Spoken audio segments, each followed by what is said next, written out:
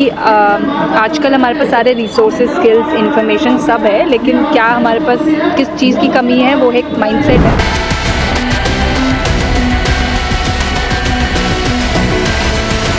Physiotherapy का treatment भी बहुत ज़रूरी होता है। लो ट्रीटमेंट, सारी बीमारियां, मैं समझती हूँ कि सारी बीमारियां दवाइयों से ठीक नहीं होती।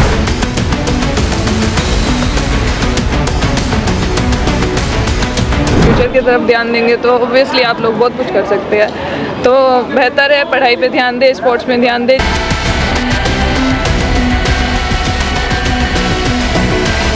हेलो, नमस्कार, मैं डॉक्टर वर्षा और मैं यही बोलूँगी, मैंने MBBS किया फिलीपींस से, बाहर से।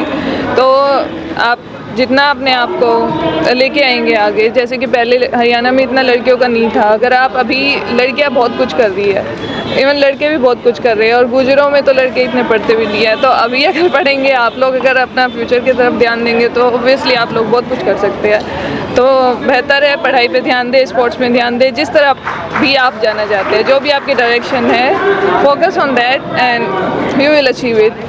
आपको से लेके और अब तक की जर्नी में कुछ ऐसा कोई इंसिडेंट रहा जो बहुत ही क्रिटिकल रहा हो, कुछ ऐसा? सबसे क्रिटिकल तो MBBS की जर्नी थी, पर मैंने गवर्नमेंट स्कूल से ही 10th पास किया है। Till 10th I was in government high school Kadarpur.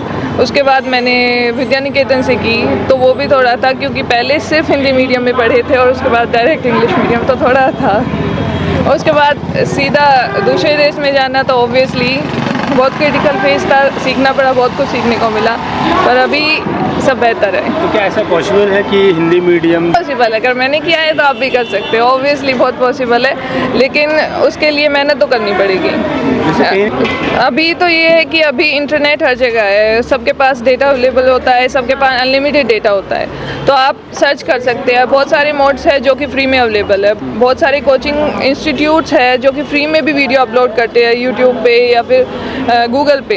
आप बहुत सर्च कर सकते हैं। पहले ये था कि फॉर्म भरने के लिए भी आपको बाहर जाना पड़ता था, किसी भी एप्लीकेशन के लिए आपको बाहर ही अप्लाई करना पड़ता था, अभी आप घर बैठे कर सकते हैं। तो इट्स बेटर कि आप खुद सर्च करें, डिवाइसेस हर घर में रहते हैं अभी, तो सभी माध्यम तो यूट्यूब बहुत हेल्पफुल है, पर अगर आप हेल्पफुल बनाएंगे तो, अगर आप उसको गलत डायरेक्शन में यूज़ करेंगे तो ऑब्वियसली आप डिस्ट्रैक्ट हो जाएंगे। इंस्टाग्राम पे अगर आप गलत डायरेक्शन में यूज़ करेंगे तो डिस्ट्रैक्ट हो जाएंगे।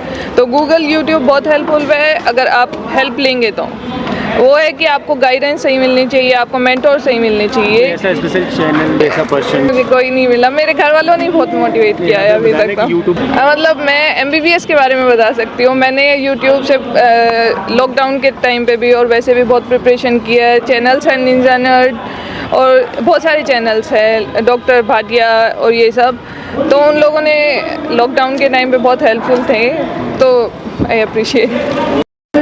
मेरा नाम है श्वेता, मैं कैप्टन हूँ इंडियन आर्मी में। मैंने CDS का एग्ज़ाम दिया था 2016 में, जो मैंने टॉप किया था। तो मेरा मैसेज सिर्फ यूथ के लिए होगा कि आजकल हमारे पास सारे रिसोर्सेज, स्किल्स, इंफॉर्मेशन सब है, लेकिन क्या हमारे पास किस चीज़ की कमी है, वो एक माइंडसेट है। माइंडसेट कि हम कर सकते हैं, हमें किसी चीज़ की पाबंदी नहीं है या कोई चीज़ हमसे बाहर है, हम we can achieve everything if we have the right mindset. तो मेरा पहला ये होगा कि अपना माइंडसेट इसी तरह बनाया जाए।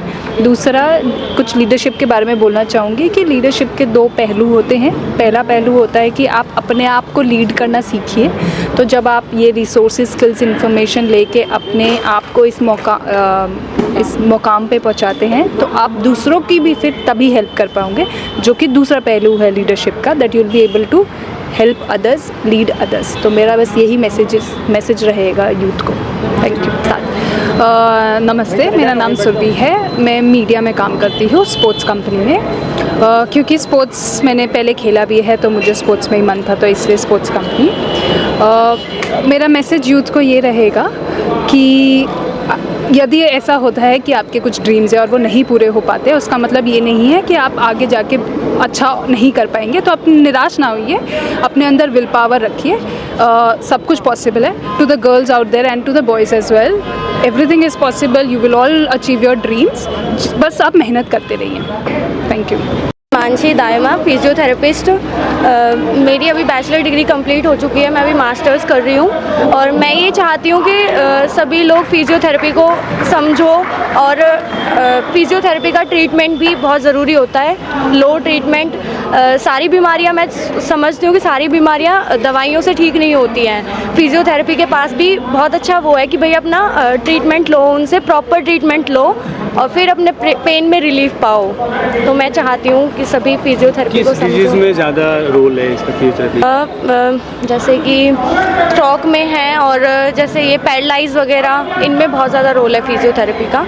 अगर हम प्रॉपर ट्रीटमेंट लें, लंबा ट्रीटमेंट चलता है और रिलीफ होता है, ऐसा नहीं है नहीं होता। अगर आप समझो तो रिलीफ होगा। रिकवरी के होते हैं 80%। मेरा नाम डॉक्टर एकता दायमा। मैंने MBBS रशिया से करी है, बट अभी मैं as a junior doctor ESIC Basai Darapur में वर्क कर रही हूँ एज अ डॉक्टर। मेरी जर्नी काफ़ी स्ट्रगल था लाइफ में, बहुत ज़्यादा, बट फाइनली घर वालों के सपोर्ट से, मतलब मेरी फैमिली स्पेशली मेरे पापा, उन्होंने बहुत सपोर्ट किया है मुझे। और एज अ गुजर, अगर गुजर के बारे में थोड़ा वो हो तो गुजर दिमाग में आते ही होता है कि हाँ, मतलब थोड़े मसल्स में पावरफुल ना, बट मेन ये है कि हम सिर्फ वैसे ताकतवर नहीं है, हम दिमाग से भी ताकतवर हैं। तो अगर हमने जो चीज़ ठान ली ना, वो हम करके मानते हैं। और नॉर्मल सी चीज़ ये है कि अगर कोई लड़कियां, मतलब ये है कि कोई लड़की है, बहू है या बेटी है, अगर उसका साथ दोगे ना तो कुछ भी हासिल कर पाएगी। नो मैटर क्या एज है क्या नहीं है, अगर उसका साथ दोगे, वो कुछ करना चाहेगी तो डेफिनेटली वो करेगी। तो बस मेन ये है कि उनका साथ दो, कोई भी सिचुएशन हो, कुछ भी हो। ऐसा नहीं है कि अगर लड़की है तो ये रहने दो, लड़के के ऊपर सारी चीज़ें वो करेंगे, नहीं है ऐसा। अगर लड़कियों के पीछे लगोगे थोड़ा सा कि हाँ भाई करो, उनका साथ दोगे तो डेफिनेटली वो करेंगी। बाकी तो